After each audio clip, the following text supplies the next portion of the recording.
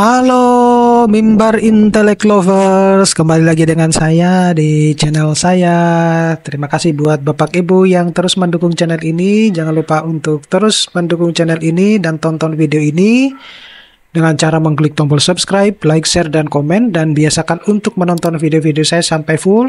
Dan jika Bapak Ibu berkenan, Bapak Ibu juga bisa mendukung channel ini melalui super thanks-nya. Nah, kali ini masih kita berbicara terkait dengan dunia pendidikan, di mana imbas dari maraknya guru besar abal-abal beberapa bulan kemarin di salah satu universitas negeri mengakibatkan akreditasinya menurun yang dari A kemudian menjadi C.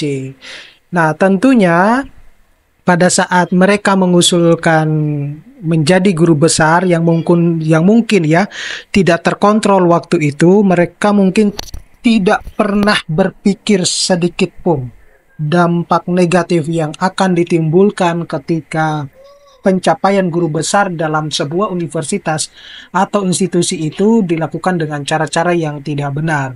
Nah, imbasnya adalah yang pertama tentunya akreditasinya menjadi turun. Yang tadinya A kemudian menjadi C. Kemudian imbas yang lain adalah lulusan-lulusan dari universitas tersebut tidak bisa menggunakan ijazahnya untuk kemudian dipakai sebagai pelamar calon CPNS ya ataupun P3K. Nah, ini yang tidak mungkin di luar dari benak pemikiran mereka pada waktu itu. Nah, jadi kalau kita lihat ya, kita buka aja bahwa Universitas Lambung Mangkurat ya di Banjarmasin itu mengalami penurunan dari semula A, penurunan akreditasi tentunya menjadi C ya. Di mana penurunan ini merupakan imbas dari kasus rekayasa guru besar yang melibatkan 11 dosen Fakultas Hukum Universitas Lambung Mangkurat pada bulan Juli lalu. Nah, Direktur Dewan Eksekutif Badan Akreditasi Nasional Perguruan Tinggi itu membenarkan bahwa adanya perubahan akreditasi tersebut ya berdasarkan rapat pleno Dewan Eksekutif BAN PT nomor 17 tahun 2000 per 17 September ya yang memutuskan ULM diturunkan peringkat akreditasinya menjadi baik ya, kata Ari ketika dihubungi waktu itu. Nah, itu setara dengan C ya. Dalam instrumen akreditasi perguruan tinggi 3.0 IAPT 3.0 yang berlaku sejak Oktober 2018, hasil akreditasi terdiri dari unggul, baik sekali, dan baik. Dengan demikian, status baik setara dengan akreditasi C yang sebelumnya menggunakan instrumen 7 kriteria. Nah, kemudian Dewan Eksekutif Badan Akreditasi Nasional pun membeberkan sejumlah pertimbangan BAN PT untuk menurunkan akreditasi Universitas Lambung Mangkurat tersebut. Nah, seperti yang tertuang dalam surat hasil surveilen yang ditujukan kepada Rektor ULM, terdapat 4 pertimbangan dasar atas keputusan BAN PT. Yang pertama itu adalah Universitas Lambung Mangkurat itu tidak menjalankan sistem penjaminan mutu internal dengan baik, dan siklus penetapan, pelaksanaan, evaluasi, pengendalian, dan peningkatan atau PPEPP tidak berjalan efektif. Kedua, Universitas Lambung Mangkurat itu tidak memiliki bukti sahih terkait dengan praktik baik dalam pengembangan budaya mutu melalui rapat tinjauan manajemen. Yang ketiga itu adalah Universitas Lambung Mangkurat itu tidak memiliki standar operating procedure atau SOP dan kriteria yang diterapkan dalam proses evaluasi untuk pengajuan jabatan akademik dosen ke jenjang guru besar. Dan yang keempat itu adalah Universitas Lambung Mangkurat itu tidak memiliki komite etika publikasi ilmiah yang bertugas dalam pengawasan dan pengekaan terhadap publikasi ilmiah dosen. Nah, setelah memutuskan untuk menurunkan akreditasi, BAN PT itu kemudian memberi kesempatan bagi Universitas Lambung Mangkurat untuk mengajukan akreditasi ulang paling lambat 19 November 2024. Ya, jadi mereka diberikan kesempatan untuk mengajukan ya reakreditasi per tanggal 19 November 2024. Nah, merespon penurunan akreditasi tersebut, Universitas Lambung Mangkurat itu segera membentuk tim untuk mempercepat pemulihan akreditasi.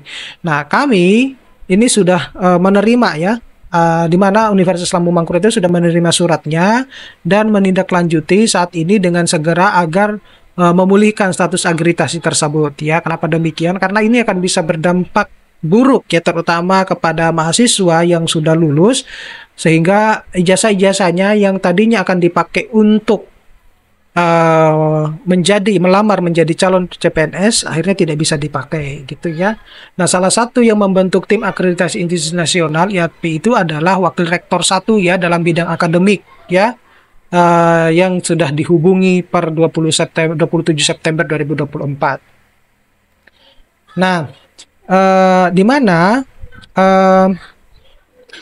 Wakil Rektor 1 juga itu mengatakan bahwa upaya pemulihan akreditasi ini berjalan bersamaan dengan upaya pemberantasan mafia guru besar yang ada di Universitas Lambung Mangkurat. Nah, Wakil Rektor 1 itu segera memperbaiki berbagai pedoman, kemudian SOP, kemudian melaksanakan siklus penetapan pelaksanaan, evaluasi, pengendalian, dan peningkatan PPEPP, yang kemudian juga membentuk tim dan melakukan investigasi.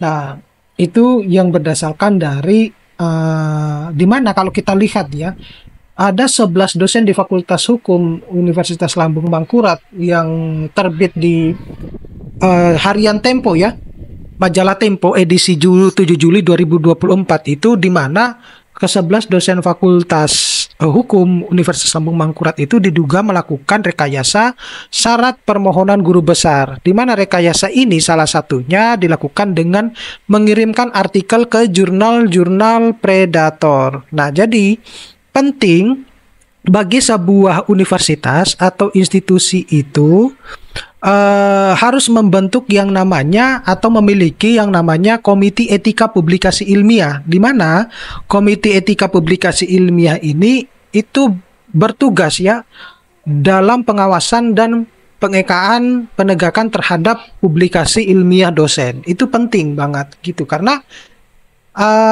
banyak sekali ya kemudian dosen-dosen di Indonesia itu, bukan hanya Universitas Lambung Mangkurat saja, itu terjebak di dalam praktek pempublikasian artikel-artikel ilmiah di jurnal-jurnal yang tidak bereputasi ya, atau disebut dengan jurnal predator. Nah, itu bukan hanya terjadi di Universitas Lambung Mangkurat saja, tetapi di universitas-universitas yang lain pun juga begitu, ataupun dosen-dosen yang lain juga pernah mengalami hal semacam itu ya. Nah, itu tentunya kita tidak, kalau misalnya kita ya memiliki yang namanya komite etika publikasi ini, tentunya kita bisa mengontrol publikasi-publikasi kita itu, kita mau dipublikasikan kemana itu. Nah, kemudian penting juga ya, tentunya ini semua universitas itu pasti sudah memiliki ya yang namanya menjalankan sistem penjamunan mutu internal dengan baik ya, dalam siklus penetapan, pelaksanaan, evaluasi, pengendalian, dan peningkatan ya, yang tentunya harus berjalan efektif. Saya kira semua universitas sudah memiliki hal tersebut. Nah, informasi ini tentunya bisa menjadi pembelajaran buat kita semua, bahwasanya jangan menghalalkan segala cara untuk mencapai guru besar atau mengikuti ego universitas hanya gara-gara untuk misalnya biar universitas tersebut itu mendapatkan predikat kredibel misalnya, semacam itu. Tetapi dampaknya kalau misalnya ketahuan, itu dampak yang akan didapatkan tentunya lebih besar. Oke, terima kasih. Mudah-mudahan ini bisa bermanfaat buat teman-teman dosen. Nanti kita bisa ketemu pada video-video berikutnya. Jangan lupa terus dukung channel ini dengan cara mengklik tombol subscribe, like, share, dan komen. Biasakan juga untuk menonton video-video saya sampai full. Dan jika Bapak Ibu berkenan, Bapak Ibu juga bisa mendukung channel ini melalui super thanks-nya. Terima kasih, saya akhiri. Assalamualaikum warahmatullahi wabarakatuh.